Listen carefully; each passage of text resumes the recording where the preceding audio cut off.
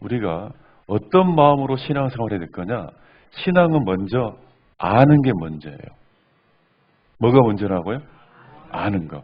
그래서 이제 알고 뭘 아는 거냐? 알긴 아는 건데 뭘 아는 거냐? 사정을 아는 거예요. 또 다른 말로 형편 그러잖아요. 사정을 알기. 이게 먼저예요. 사정과 형편을 알아야지 우리가 알지 못하는 걸 우리가 행할 수 있어요? 알지 못하는 것을 기도해 줄 수 있을까요? 알지 못하고 교제할 수 있을까요? 알지 못하는 걸 전할 수 있을까요? 내가 모르는 걸 뭘 어떻게 전해요? 똑같아요. 알지 못하는 것을 내가 어떤 일을 할 수 있을까요? 아는 게 먼저예요. 그래서 성경에도 듣는 게 먼저예요. 왜 듣는 거냐? 말씀을 듣고 뭐 하라고? 알아가는 거예요. 알아야 됩니다. 만약에 한 예로 우리가 기도라는 것을 생각해 보면 우리가 다른 사람을 위해서 기도해 줘야 되잖아요. 너희가 서로 기도해 주라 그랬잖아요. 서로 용서해 주라 그랬고 사랑해 주라 그랬고 서로 동정하라고 그랬잖아요. 다른 사람을 위해서 기도하려면 그 사람 형편을 알아야 돼, 몰라야 돼요? 형편을 모르는데 그 사람 어떻게 기도합니까? 교제하는 것도 목적이 있어요. 제1목적, 서로 알려고. 말씀을 배우는 것, 하나님의 뜻을 알려고. 봉사하는 것, 하나님이 기뻐하는 일을 알려고. 우리가 복음을 전하는 것, 복음이 뭔지를 먼저 알려고. 아는 게 먼저입니다. 오늘도 이 시간에서 말씀을 통해서 아는 게 먼저예요. 그래서 신앙생활은 알아가는 것이 먼저예요. 무작정 하는 게 먼저가 아닙니다. 정확하게 알아가는 거예요. 무엇을? 사정을, 형편을 알아가는 겁니다. 이 구약에 보면 느헤미야라는 사람이 나옵니다. 느헤미야가요, 원래 페르시아의 유대인으로서 술 맡은 관원이었습니다. 그 당시 아닥사스다 왕의 술 맡은 관원으로서 큰 권력이 있는 사람이거든요. 그런데 그가 어느 날 예루살렘에서, 그러니까 자기 고향이죠, 유다 백성들 중에 자기 형제 몇 명이 찾아왔습니다. 찾아왔을 때 그때 느헤미야가 가장 먼저 원하는 게 뭔지 아세요? 사람은 어떤 가족을 새롭게 만나게 되면, 오랜만에 만나게 되면은 안부를 묻는 거죠. 그 안부를 묻는 게 뭐냐면 형편을 물어보는 겁니다. 그랬더니 우리 백성들은 어떻게 잘 있냐, 그리고 신앙의 도시인 우리 예루살렘은 어떻게 잘 지어지고 있냐 물어봤더니 예루살렘 성벽은 무너져 있고요. 성벽이 무너지고 성문이 불타 있다 보니까 다른 이방 족속이 쳐들어와가지고 유다 백성들이 엄청나게 환난을 당하고 있습니다. 죽임도 당하고 있습니다. 그 형편을 듣고요, 느헤미야가 너무너무 슬퍼했잖아요. 슬퍼한 다음에 그가 하나님께 기도했잖아요. 기도해서 하나님 앞에 그 예루살렘 성벽을 중건할 수 있는 그 은혜를 받아가지고 왕의 조서를 가지고 돌아가서 성벽을 중건하는 일을 52일 만에 끝냅니다. 그 얘기도 우리는 안 놀래요. 성벽, 그 무너진 성벽이 3km에서 4km가 무너져 있었습니다. 그런데 옆에 주변에 이방 민족들이 막 쫓아오려고 그러고 대적하는 상황 속에, 전쟁 속에 성벽을 중건했어요. 한쪽에는 말 그대로 무기를 들으면서 일을 한 거예요. 기적이 일어난 거예요. 그런 엄청난 기적이 일어난 이유가, 출발이 뭐냐? 그게 기도였는데 그 기도는 사정을 아는 게 먼저다. 느헤미야서 한번 돌아오겠습니다. 1장, 구약 성경 느헤미야서 1장. 1장 2절, 구약 727페이지 근방에 구약 느헤미야서 1장 2절. 나의 한 형제 중 하나니아가 두 사람과 함께 유다에서 이를 얻기로 내가 그 사로잡힘을 면하고 남아있는 유다 사람과 예루살렘 무엇을 물은 즉? 형편을 물은 즉.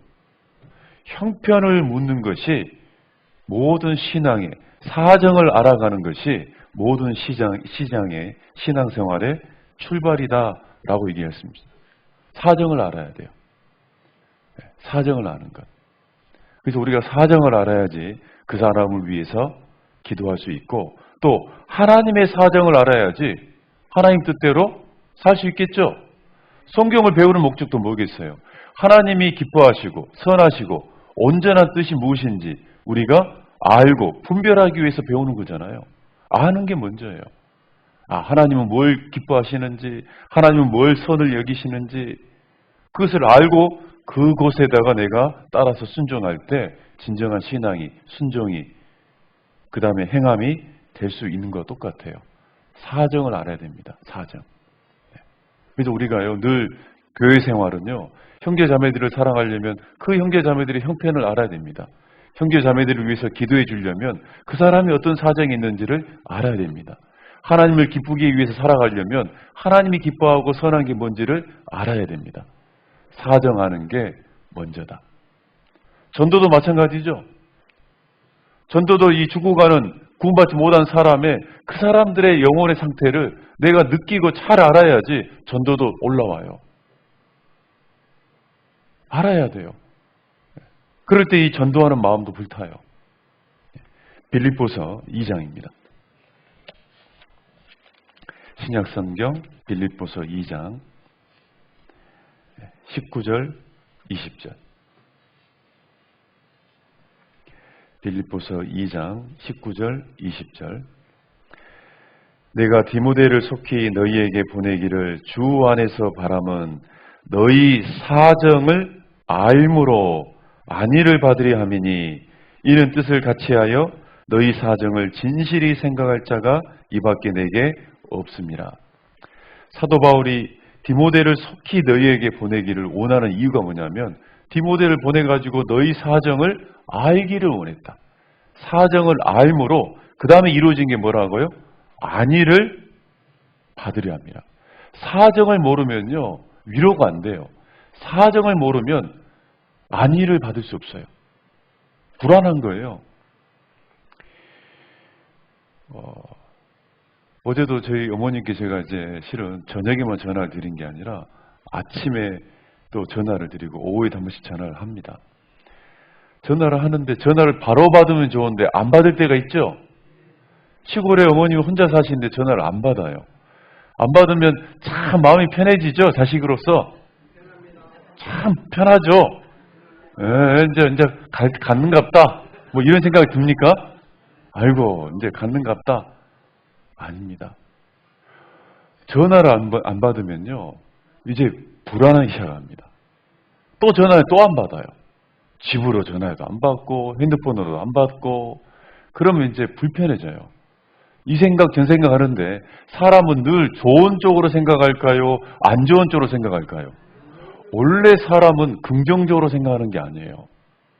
사람은 모르면 오해하는 방향으로 가요. 부정적으로 생각해요. 모르면. 우리 어떤 사람하고 잘 모르는 상황에서 어떤 문제가 터지잖아요. 그럼 늘 저 사람이 날 미워서 그런가? 늘 안 좋은 쪽으로 생각한다고요. 저 사람이 이뻐서 나한테 지금 국을 나한테 던졌는가 보다. 그렇게 생각하지 않는다고요. 사정을 모르면요 불안합니다. 문제가 있어도 사정을 알아야지 그 문제에 이제 그것을 직시하고 문제를 풀어갈 수 있는 어떤 다른 방법을 찾아가면서 위로를 받는 거예요. 예. 그러면 저는요 가끔 어느 때가 있냐면 아무리 전화를 해도 안 받아요. 그러면 이제 진짜로 어떤 생각이 들겠어요? 저희 어머님이 쓰러지셨나 보다 혼자 있다가. 너무 불안하면요. 이제 시골 마을에 옆에 주변에 사시는 친척 작은아버지한테 전화를 해요. 근데 그런 것들이 한두 번이 아니거든요. 전화하면 작은아버지 딱 알아요. 동영아 걱정하지 마라. 저 보니까 저 너희 어머니 밭에 지금 앉아서 홈이 가지고 뭔 일을 하고 있다. 그럼 안심이 돼야 안 돼요 이제. 아이고 밭에 가가지고 지금 전화도 안 받고 있었는가 보다. 갔다 살아있다. 살아있다. 그리고 나중에 이제 그러면 작은아버지 혹시 제가 전화 왔다고 좀 이렇게 알려주십시오. 걱정 마라. 내가 나가서 얘기해 줄게. 그러면 편해지는 거예요. 사정을 알아야 됩니다. 사정을 모르면 안위를 받을 수 없고 사정을 정확히 모르면요 올바르게 신앙생활도 형제 자매들과 교제도 안 돼요 여러분요. 늘 안 좋은 쪽으로 빠지게 돼 있어요. 사정을 알아야 되는 겁니다. 제가 이 화순이라는 곳에 예전에 있었습니다. 화순교회. 진도는 전라도니까 잘 아시죠? 어느 날 이제 제가 전도사로 있을 때, 이 어떤 마을에 상담 집회, 저녁에 할머니 자매님이 계셨는데, 그 할머님이 동네 어르신들을 본인 집에다가 이제 전도를 해가지고 일주일간 저녁 상담 집회를 이제. 그런데 제가 혼자 이제 차를 몰고 산을 넘어요. 산을 넘고 또 가면은 도로가 쫙 나 있는데 양쪽에 뭐가 있냐? 저수지예요. 저수지 사이가 다리가 도로가 딱 있어요. 집회를 끝나고요. 이제 혼자 돌아오는데 제가 겁이 많잖아요. 얼굴이 이렇게 생겨도 겁이 많습니다. 갑자기 비바람이 치는 거예요. 무섭더라고. 산 그 고개고를 넘어가는데 드디어 그 저수지 앞에 딱 섰어요. 차가 중간을 가는데요. 저 앞에 뭐가 있냐면요. 우리 어머님 여기 지금 하얀 소복 입으셨잖아요. 예쁘게. 네. 귀신이 서 있어. 그 야밤의 산속에 귀신이 딱 서 있어요. 야, 얼마나 겁을 냈는지. 이거 뭐냐. 왜 내가 귀신이 눈앞에 보이냐, 이게. 전설의 고향도 아니고. 네? 그래서 어떤 마음이 들었냐면, 하나님 내가 뭘 잘못했습니까? 오늘 지금 내가 죽으라 사라 악으로 깡으로 말씀, 그때는 생으로 했잖아요, 라이브로. 네? 그것도 2시간 가까이 앉아가지고 집회했어요, 바닥에 앉아서. 상 하나 펴놓고. 다리가 지가 내릴 정도로 했거든요. 겁이 많으니까 이제 그 귀신을 봐야 돼요, 눈을 감아야 돼요. 눈을 이제 감으려고 이렇게 실눈을 떠가지고 최소한의 앞만 보고 운전을 가는데요. 이제 점점 가까이 가고 이쪽에 서 있을 거 아니에요. 근데 사람은 참 희한해요. 또 봐야 돼, 그것을. 가까이 왔을 때 확인이 돼야 돼, 또 이게. 그래서 가까이 와서 지나갈 때 딱 봤는데요. 귀신이요, 하우스 비닐이에요. 하우스 비닐이 날라와가지고 거기 소나무에 걸려 있었습니다. 완전 귀신처럼 보였어요. 이제는 그 다음날 집회하고 다시 돌아오는데 또 있어요, 없어요? 저 귀신이다, 비닐이다. 네, 사람은 알아야 돼요. 나중에 이제 금요일까지 말씀을 하고 토요일 날은 이제 오후에 말씀을 하는데 오후에 혼자 이제 또 마을로 갔어요. 그 마을 입구를 처음에 뭐 큰 돌이 하나 있더라고요. 그때 봤어요. 마을 이름이 뭔지 아세요? 돌에다가 안심마을이라고 돼 있어요. 안심하라고.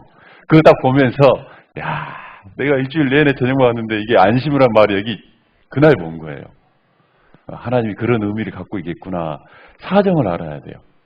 그래야지 이제 20절쯤 됩니다. 안위를 받고 이는 뜻을 같이하여 너희 사정을 진실히 생각할 자가 이밖에 없습니다.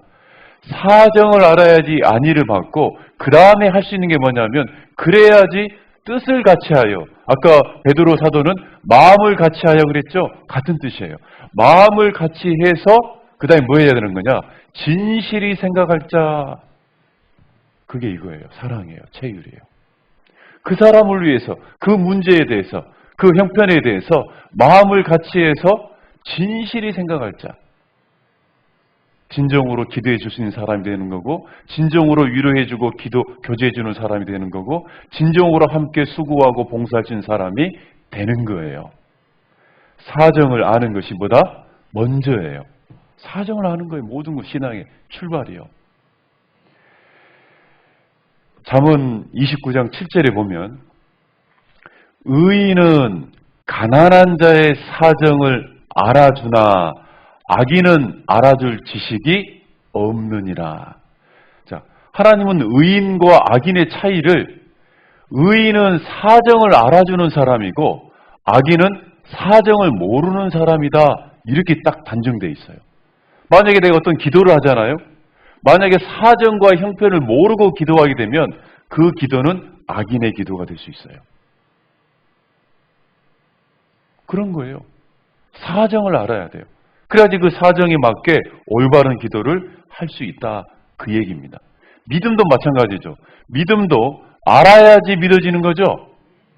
여러분 믿음도요. 내가 믿으려고 먼저 노력하는 게 먼저가 아니에요. 알아보려고 이게 사실인지 아닌지 올바른지 그런지 하나님 뜻인지 아닌지 믿음도 아는 게 먼저예요. 그래서 너희가 알고 믿었노니 배워서 알고 믿었노니 성경이 늘 알고가 믿음 앞에 있어요. 신앙의 출발이 아는 거예요. 사정을 올바로 알고 믿는 거예요. 이스라엘 민족이 하나님 앞에 타락할 때 모습이 꼭 나타나는 첫 번째 증상이 뭔지 아세요? 죄를 많이 지었다. 그게 첫 번째 증상이 아니에요. 타락하기 전에 첫 번째 나타난 증상이 뭐냐면 이제 하나님을 아는 것이 점점 멀어져요. 하나님을 알아가는 것을 딱 중단해요. 그러면 점점점 어떻게 되는 거냐? 타락하기 시작해요. 결국은요, 죄에 빠져요. 그래서 호세아 선지자가 다시 너희가 회복하기를 원하는 마음으로 가장 먼저 해야 될 게 뭐냐? 여호와를 알자, 힘써 여호와를 하자. 내 백성이 지식이 없으므로 죽느니라. 아는 게 없으면 그게 결국 죽는 거다. 알아가는 것이 올바른 기도도, 교제도, 봉사도, 전도도 우리가 할 수 있는 거예요. 아는 게 먼저입니다. 형편을 알아야 돼요. 형편을. 우리가 기도 얘기에서 나왔는데요. 여러분, 기도라는 것도 강약이 있습니다. 뭐가 있다고요? 기도도 강약이 있대요. 말 그대로 크기로 얘기하면 작은 기도가 있고 큰 기도가 있고 기도가 있고 간절한 기도가 있는 것처럼 기도도 강약이 있습니다. 왜 기도가 기도면 기도지 뭔 강약이 있냐? 뭐 때문에 달라져야 될까요? 그 기도와는 형편에 따라서 기도의 크기도 달라져야 돼요. 그래서 예수님도요. 예수님 앞에 어떤 문제가 딱 놓여질 때 문제에 따라서 기도하는 모습이 달라져요. 기도는 하는데 그 기도의 크기가 다르다는 걸 알아야 돼요. 여러분도요. 우리 형제 자매님들도 내가 간절한 소원들의 기도들이 있죠. 그런데 그 기도가 왜 이렇게 나는 응답이 더딜까? 그 생각 안 해보셨어요? 왜 그럴까? 두 가지 이유라고 생각할 수 있어요. 첫 번째는 하나님의 때가 아직 이르지 않으면 기도는 응답이 안 됩니다. 왜? 하나님은 때를 따라서 응답한다고 돼 있잖아요. 때를 따라서. 그리고 그 기다림은 반드시 선한 뜻이 있어요. 나 괴롭히려고. 이래서 누구 자매님 괴롭히려고 하나님이 남편과 가족들을 전도 못하게 지금 몇십 년 동안 잡고 있는 게 아니에요. 뭔가 뜻이 있어요. 하나님은 반드시 선하신 분이기 때문에 그 기다림도 선한 뜻이 있어요. 그것을 정확히 아는 사람은요, 그 긴 기다림을 흔들리지 않고 기다릴 수 있습니다. 근데 알지 못하고 그냥 무작정 어떤 기도하고 있습니다. 구원 받기를, 잘 되기를, 교회 돌아오기를. 그런데 그게 나이 더뎌지잖아요. 그러면 넘어져 버려요. 근데 분명한 것을 알고 뜻을 알고 기도를 해야 돼요. 그래서 기도의 응답이 더디는 이유, 하나님의 때가 아직 되지 않아서. 그리고 더딘 이유는 두 번째 이유가 하나 생길 수 있습니다. 그 기도에 내가 하는 문제가 이만한 큰 문제인데 내가 너무 작게 지금 기도가 있으면 이만한 문제를 하려면 기도를 이만큼 해야 되는 거거든요. 문제의 크기에 맞게. 근데 너무 작게 하니까 여기까지 채우기가 너무 오래 걸리는 거예요. 그럴 수도 있어요. 누가복음 5장입니다. 누가복음 5장 15절 16절. 누가복음 5장 15절 16절.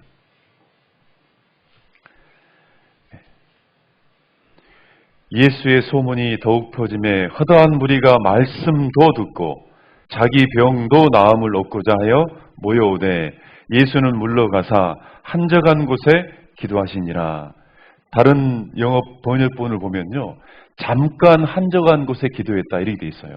자, 예수님이 많은 무리가 예수님한테 왔어요.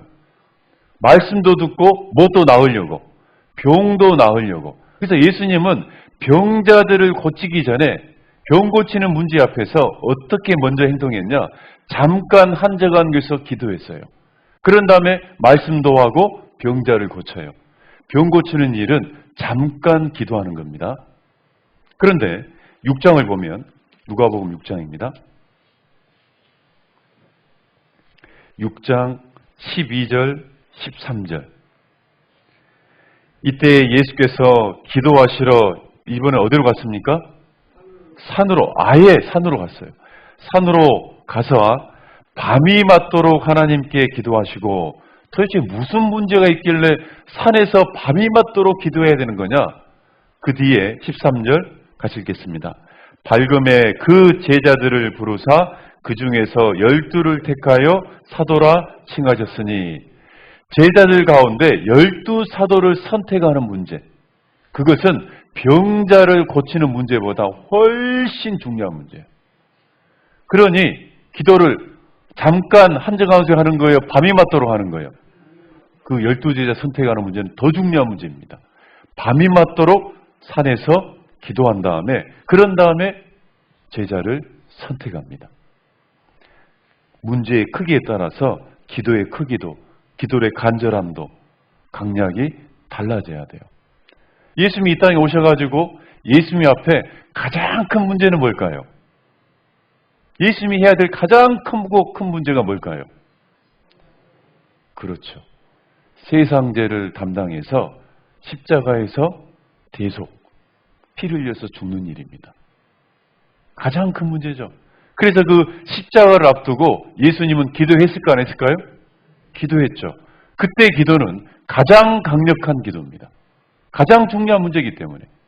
누가복음 22장입니다. 누가복음 22장. 누가복음 22장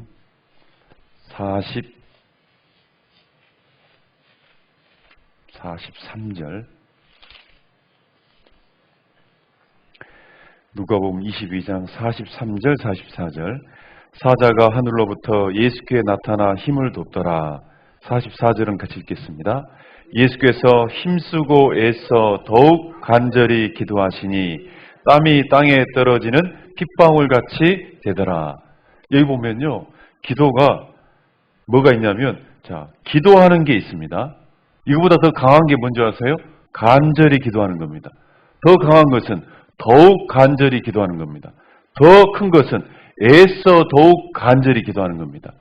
더 간절한 것은 힘쓰고 애써 더욱 간절히 기도하는 겁니다. 우리는 때로는 기도할 때가 있습니다. 그냥 간절히 기도할 때, 더욱 간절히 기도할 때, 애써 더욱 간절히 기도할 때, 힘쓰고 애써 더욱 간절히 기도할 때, 그 십자가 앞에서는 땀방울이 핏방울처럼 떨어질 정도로 예수님은 그렇게 기도했어요. 사정에 맞는 기도를 하는 거예요. 구약에 에스더라는 여인이 있었잖아요. 그 사촌 오빠였던 모르드게가 그 당시 이 하만이라는 사람이 유다 백성들을 이제 모함해가지고 다 죽이려고 계략을 꾸몄어요. 이거 그대로 가면 유다 백성들은 다 죽는 거예요. 그때 모르드게가 이 에스더에게 네가 왕이 허락하지 않았지만 왕 앞에 나아가서 우리 백성의 이 원한을 풀어야 된다. 그런데 왕이 부르지 않으면 나가게 되면 이건 죽는 거다. 그런 문제를 이제 서로 사정을 알고 나서 에스더가 기도를 부탁합니다. 모르게도 당신도 기도해야 되고 유다 민족의 문제니까 유다 민족들한테도 기도를 부탁하게 됩니다. 우리만 기도할 문제가 아니다. 너무 중요한 문제다. 내 시종들과도 나도 기도하겠다. 금식하면서 기도해야 되겠다. 왜? 백성이 망하는 문제니까. 그리고 죽으면 죽으리다라는 마음으로 이제 나아간 거잖아요. 유다 백성의 문제는 유다 백성이 함께, 예를 들어서요, 내 개인의 문제다면 개인 기도해야 됩니다.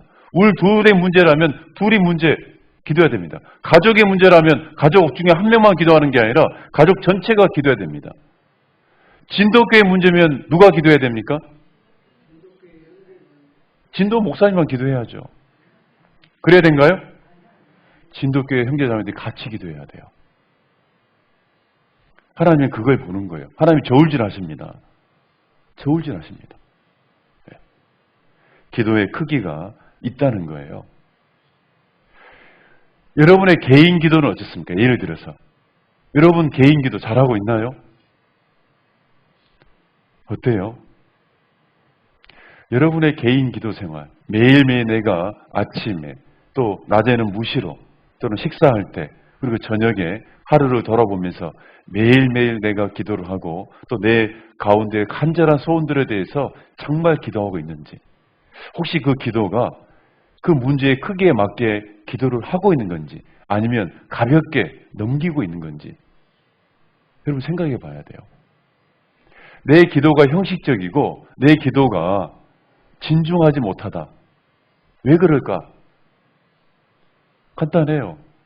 내 사정을 모르면 내 기도도 올바른 기도가 안 돼요.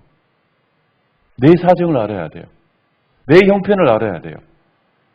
그래서 하박국이 네 자기 소유를 살펴봐야 된다. 네 형편을 돌아봐야 된다.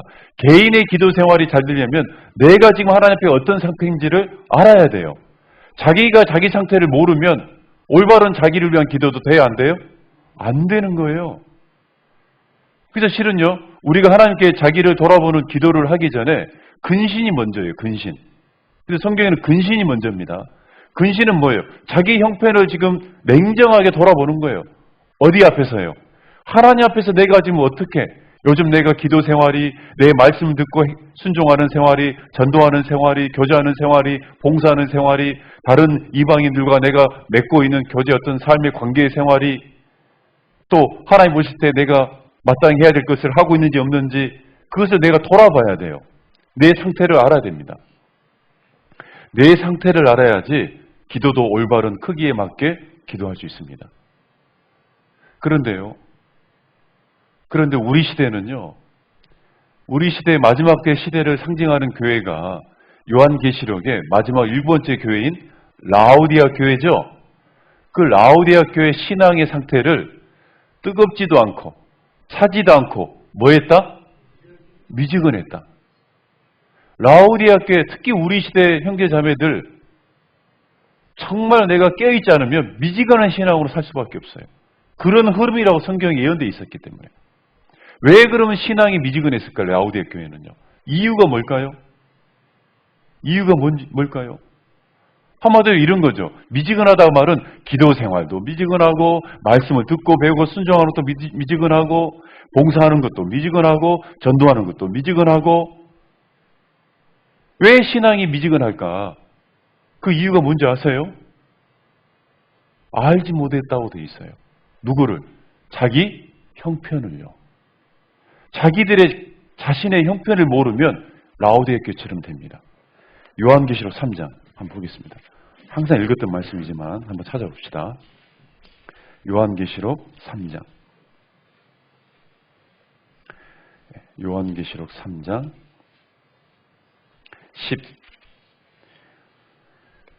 16절입니다. 내가 이같이 미지근하여 더웁지도 아니하고 차지도 아니하니 내 입에서 너를 토하여 내치리라. 하나님은 미지근한 것을 가장 싫어합니다. 그러면서 이유가 뭐냐? 17절. 내가 말하기를 나는 부자라 부요하여 부족한 것이 없다 하나 내 곤고한 것과 가련한 것과 가난한 것과 눈먼 것과 벌거벗은 것을 뭐 했다고요? 자, 자기 생각에는 뭐라 생각했냐면 라오디아 교회 성도들은 나는 부자다, 부유하여 부족한 게 없다. 나는 요즘에 신앙적으로 신앙생활, 교회생활 하는데 크게 뭐 어려움도 없고 부족한 게 없어. 그냥 이 정도 살면 돼. 만족하고 있는 거예요. 그런데 하나님 볼 때는 네 상태가 그런 상태가 아니다. 너는 부유하고 부족하기 없는 부자가 아니라 너는 가련하고 쉽게 하면 눈이 멀었고 그 다음에 가난하고 벌거벗었고 곤고하다라고 돼 있어요. 네가 네 상태를 지금 안다 모른다. 네 형편을 네가 모르고 있다 지금. 한마디로 가끔 꾸중 들을 때 저희 어머님이 네가 지금 그럴 때냐? 네가 지금 그럴 때냐? 네 형편을 모르고 있다 그 말이야. 지금 네 상황을 지금 현재 상황을 모르고 있다. 네가 지금 웃을 때냐? 예를 들어서 네가 지금 울 때냐? 네가 지금 앉아 있을 때냐? 네가 지금 누워 있을 때냐? 왜 지금 네 지금 상황을 현재 상황을 모르고 있냐? 그러니 네 기도도 네가 말씀 신앙생활한 모든 영역들이 미지근하다 그 말이에요. 착각이다 네 상황이. 너는 부자가 아니다. 너는 지금 눈이 멀었다. 너는 가난하고 벌거벗었고 곤고한 상황이다. 그래서 다윗이 왜 신앙의 사람이냐면 왜 신앙생활 잘한 줄 아세요? 다윗이? 그는 늘 뭘 요구했냐면 하나님 내 꼬락서니를 어떤 상태인지 좀 알게 해주세요. 숨은 허물이 있는지 혹시 내가 모르는 내 형편이 있는지 알게 해주세요. 그걸 먼저 깨닫고 나서 내가 지금 하나님 보실 때 이런 상태에 있는 거구나. 그 상태를 알고 하나님께 마땅히 구할 것을 그 문제에 맞게 기도하고 간절히 살았잖아요. 그러니까 늘 그가 깨어있는 거예요. 사정을, 형편을 아는 것이 먼저다.